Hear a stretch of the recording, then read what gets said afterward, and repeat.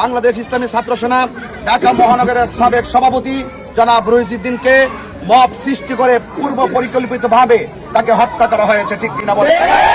আমরা এটাও দেখেছি, তার উপরে মিথ্যা অভিযোগ তোলে তাকে গণপিটুনি দিয়ে থানার মধ্যে সুপর্দ করা হয়। থানার প্রশাসন আমার রহিসউদ্দিনের চিকিৎসা না করে সেখানে তাকে আটকে রাখা হয়, সেখানে চিকিৎসার অভাবে সেখানে সে মৃত্যুবরণ করে। কথা বলেন ঠিক? আমি মনে করি এই হত্যাকাণ্ডের পিছনে দুর্বিসন্ধিমূলক ষড়যন্ত্র রয়েছে।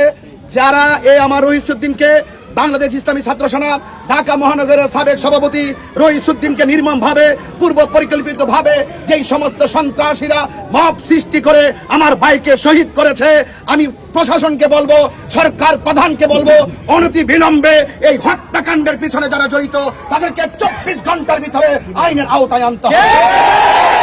এবং যদি আইনের আওতায় আনা না হয়, এই মুহূর্তে রহিসউদ্দিনের লাশ সেই গাজীপুর থানায় প্রবেশ করতেছে। বাংলাদেশের আপামর সুন্নি জনতাকে বলবো, আমরা খানকায় বসে থাকার দিন শেষ হয়ে গেছে। আমাদেরকে বিপ্লবী হতে হবে, সংগ্রামী হতে হবে। আমার ভাই রহিসউদ্দিনের হত্যাকারীদেরকে যতক্ষণ পর্যন্ত আইনের আওতায় না আনা হবে, ততক্ষণ পর্যন্ত সারা বাংলাদেশে দুর্বল আন্দোলন গড়ে তোলা হবে।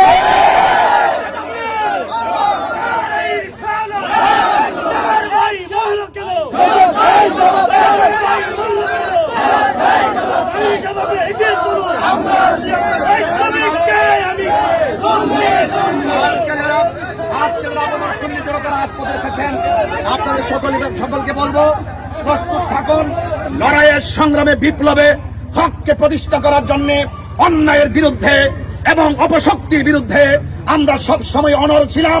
এখন এই যে ন্যাক্কারজনক ঘটনা, আমার ভাইয়ের রক্ত যেই রাজপথে চড়েছে, সেই রাজপথে প্রয়োজন আমরা রক্ত ঢেলে দিয়ে আমার ভাইয়ের হত্যাকারীদের ফাঁসির দাবি জানাচ্ছি। আমার ভাইকে অন্যায়ভাবে হত্যা করেছে, তার দৃষ্টান্তমূলক শাস্তি দিতে হবে।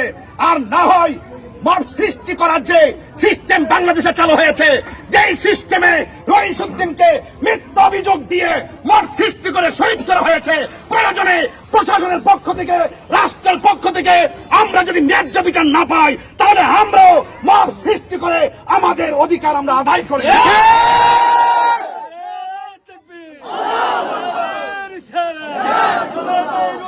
মাল্লা কেন মাল্লা কেন চলো।